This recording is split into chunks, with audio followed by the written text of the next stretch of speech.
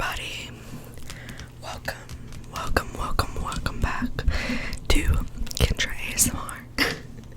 So I thought I would try something a little bit different today. I saw Teal ASMR. That is the color Teal ASMR.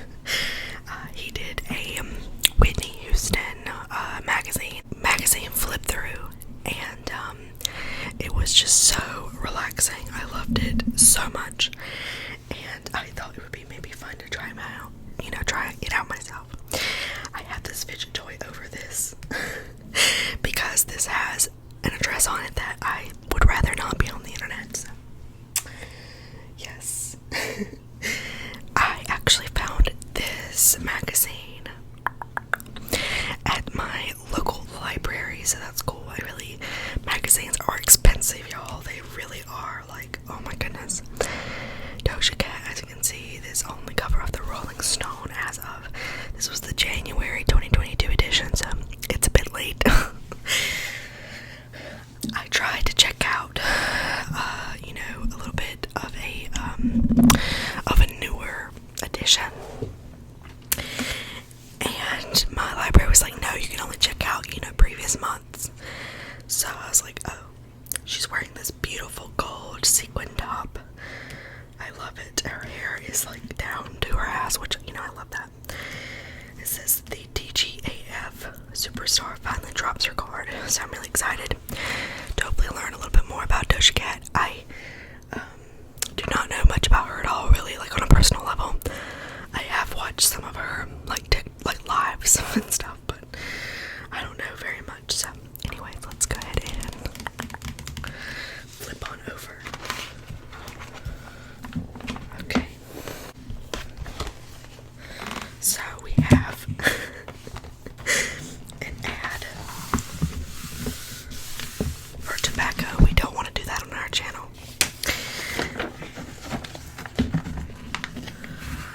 There's David Bowie. Wow, okay. Adele. Oh my goodness. Okay. This is also really, I swear, my first time seeing this. I may move my candle back a little bit. Some of the photos that will be featured.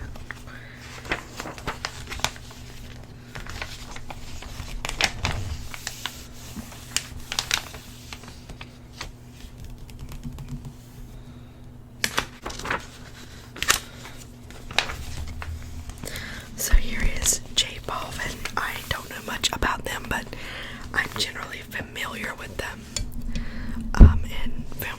But I feel like I've heard some songs with them in it. BTS Army symbols once again. Gosh, I feel like I'm gonna offend all the BTS stans on here. I have a friend who's super big into BTS. I appreciate their music a lot, but it's just not something like I'm super knowledgeable on. This says BTS played their first in-person concert since the start of the pandemic at LA's SoFi Stadium on November 27th, and the members of their fan base, known as the Army, flocked from all across the globe to spend the euphoric evening singing on hits like Dynamite, Butter's a great song, I love that, Silver Spoon, and Permission to Dance. This girl looks so cute. I love her purple mask and her cute little heart. She looks adorable. Looks like there's some more pictures of the fans here. It says during the show, Jen told the audience that his connection to BTS fans almost like a movie, and to make this movie of life with you really makes me happy. The movie that will continue to make until the very last day of our lives. So cute. I'm so happy that a Korean pop band has made it such a huge impact in the West as well. I think it's really good for us in the West. But also it's just good in general because it's good music and very talented. Okay.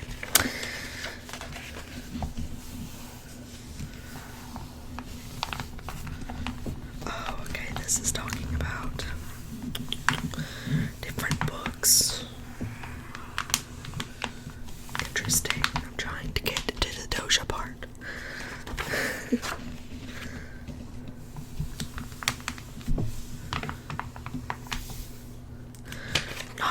wasn't interesting, but you know.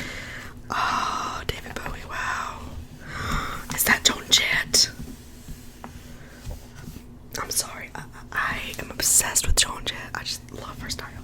Like Madonna, rock found Doja Cat just out of the runways to be a natural during the shoot of the cover of her 1981 album, I Love Rock and Roll. Hello, iconic. When the jacket popped up, she's sort of like Elvis Presley with her dark looks.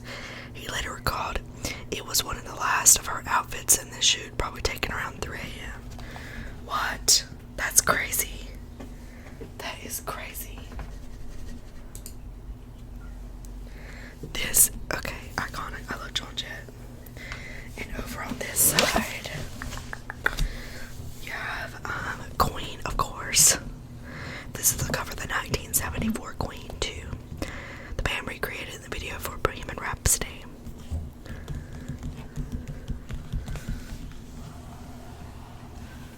I love Queen, one of my faves.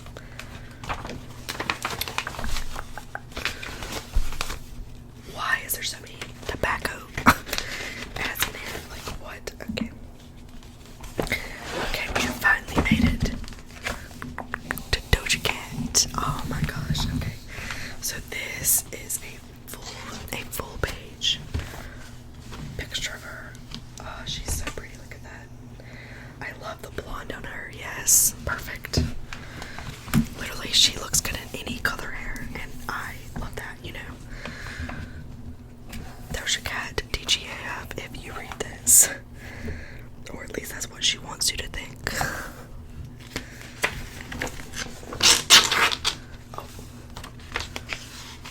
Oh, we skipped a page, okay. Oh wow, these photos are really, look at that. She looks amazing. Like, I love that picture, it's phenomenal. Okay. Of course, I'm not going to read this entire thing, but I will kind of read the beginning of it. I am sitting with Doja Cat in an Airbnb in Universal City, California, listening to the punk cover of I Saw Her Standing There and polishing off the toothsome lobster caviar roll she made. Well, okay, we love a cook. She's talking about an ex-boyfriend and puffing on her omnipresent highlighter colored tobacco vape. I don't carry many things more than this stupid thing. That's pretty much it. Chocolate, sex, and vape. We love that for her. All of a sudden, after an hour of chatting about her last album and past relationship, she looks down at her Minnie Mouse encased iPhone and excuses herself to go to the bathroom. Down more at the bottom says Doja Cat's management team offers 2 explanations for her success.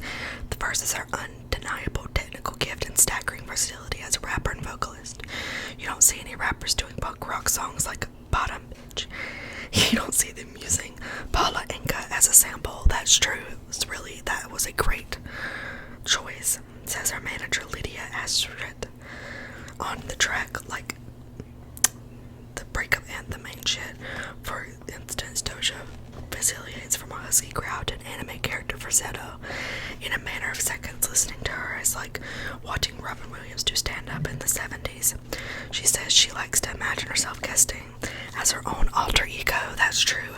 One thing that I really like about Doja Cat's music, and something I find really unique, is like how she, and actually there's a lot of different artists that do this, she kind of just like switches between different personalities sort of in the music. I just love that about her. It really keeps you interested, you know, in the song. Ironically, her versatility is something of a point of contention among hip-hop fans who obsess over whether she should be classified as a rapper or as a pop artist. Okay.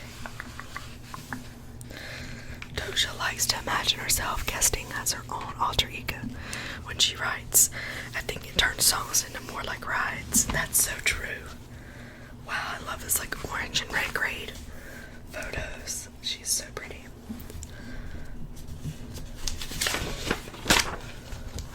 Oh my gosh, that is such a pretty picture. Okay.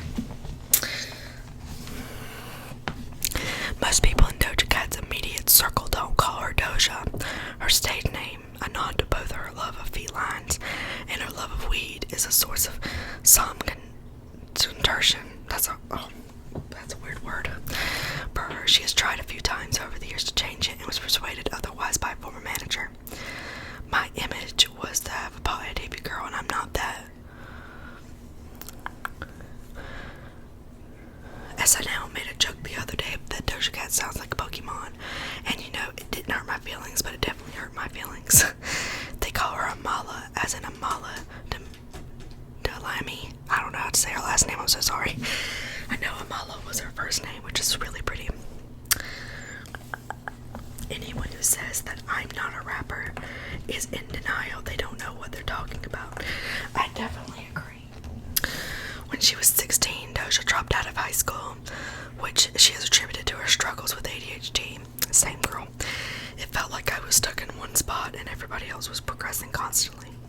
She said that this was a period of artistic awakening for her, a time where she became obsessed with the sound of her voice layered on top of beats, but it also seemed like a difficult time.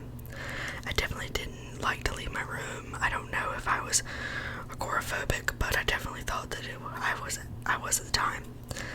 It was very, very hard to me to go outside, but then there was a period where all I did was go outside and get the fuck out of the house, and it didn't matter where I was going. I love that for her. She is so beautiful. Here's a picture of her kind of like bending down. She kind of has on this fishnet top. I love that. Nobody cares you're upset about something, she says on social media. It's fun to just be a goofy guy. Doja Cat is really funny on the internet, of course, like we all know that. Let's see. I'm trying to think of a part to read. The success of Moo. If you guys are not familiar, Doja Cat made this song called Moo. It was really hilarious and funny. It really proved that she was a marketable artist. It was kind of an eye-opener, says Yeti. We've been working on serious music, but people love who she is, so let's just lean into it more. Hot Pink further cemented Doja's status. Hot Pink is probably my favorite album. As a pop jack of all trades, I remember playing the album for a whole RCA team, and they were like, oh shit, says Kaplan. Everyone knew as soon as they heard it. People I'd met several times all of a sudden remember my name. The album inspires enormous trends on TikTok. TikTok is where I first heard Doja Cat. Especially during the early months of the pandemic, the sultry streets, for instance, spawned the TikTok silhouette challenge, in which users pose provocatively in a doorway bathed in a red filter. I remember that challenge.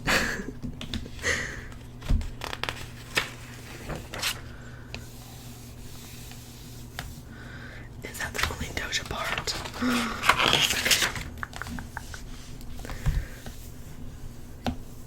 The pandemic was a boom to Doja Cat's career, but it also brought her a lot of unwanted attention, specifically to her history of edgelord behavior online.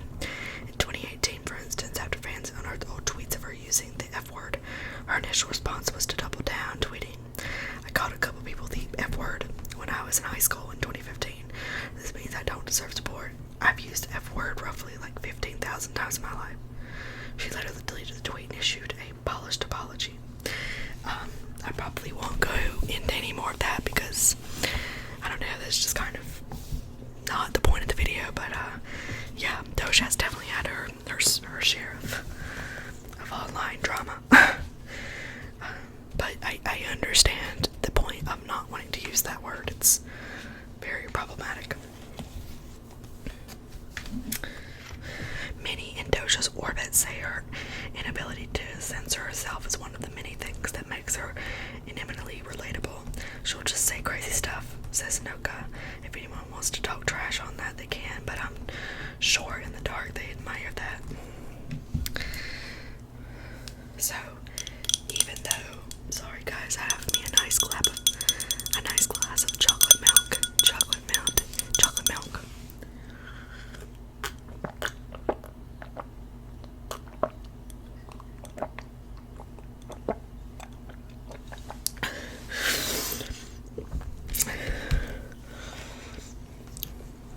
So even though she definitely has had her moments of problems, let's hope that she has grown from those. I was super interested in that. The Lost Gospel of DMX.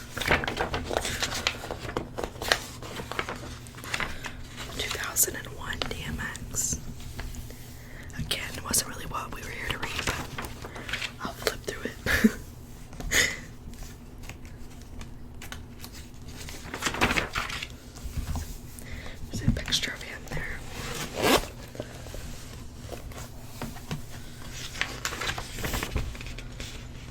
Our Lady's a perpetual high.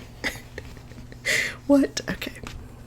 How a New Age order of feminist nuns is reimagining spiritual devotion and trying to heal the world one joint at a time. Oh my goodness. Okay, this is interesting.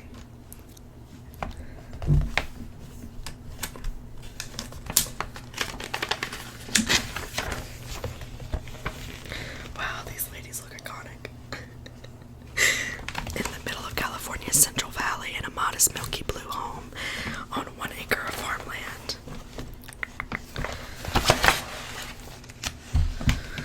lives a small group of nuns. They wear habits and abide by a set of vows, but as the door opens, it's clear that the sisters of the valley, as they are known, aren't living in a traditional covenant. Because as the scent wafts out, it's ambiguous, it's earthy, pungent smell of weed. Wow, okay.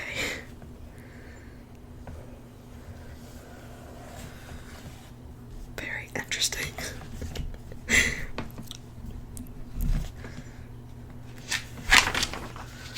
And they're just sitting around smoking. I love that for them. According to Sister Kate, her fall into nunhood began in 2011 when the Obama administration lost a fight to have the Department of Agriculture declassifies pizza sauce as a serving of vegetables in school lunches. I said, oh my god, if pizza is a vegetable, then I'm a nun. Oh my goodness, that is so funny.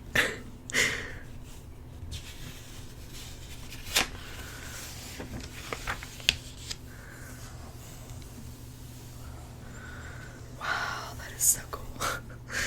How did they find these people? Okay.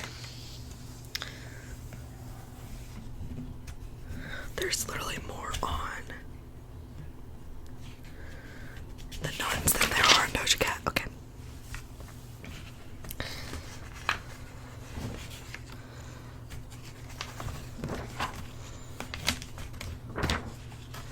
Wow, okay, this is a lot of reading I'm not going to do.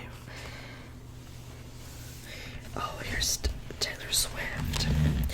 This is the review section. Taylor remix a classic. Swift's re-recording of Red finds new depth, power, and wisdom in a landmark album. This is a really cool, like, artistic, like, version of her. That's really cool. I like that. That's nice. Ever since Taylor Swift announced she is dropping Red, Taylor's version, remaking her 2012 classic, anticipation has run high. But since she specializes in doing the impossible, here's yet another insane idea she brought to life. It's really cool.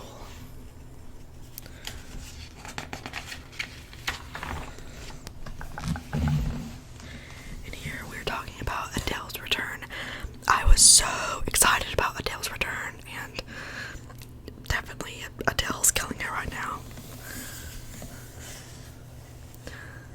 I kind of miss fat Adele though. Like, I still love Adele no matter what, but like, I do miss like having a fat queen, you know what I'm saying? Queens. Here's all of the quick hits. 10 new albums you need to know about now.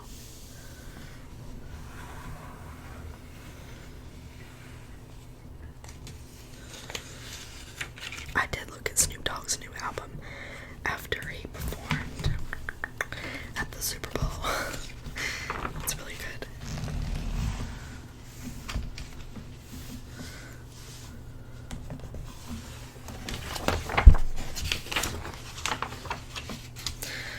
Movies. Oh my gosh. Okay, so I saw Robert Pattinson, his interview. I think he did with like GQ. We talked about his career, and he talked about the new Batman that he is starring in. I am so excited to see this. So excited. That is definitely on my list, like number 1, to see Batman. Bullet Train. I have not heard of many of these besides Batman. Apparently March 4th. Oh god, that's like tomorrow. Or no, Friday. Oh my gosh, maybe I should go see it. Okay, I'm so excited. March 4th, y'all. We get to see Robert Pattinson again. I'm so excited. Okay. There's an Elvis movie out. June 24th. There's a lot about Elvis that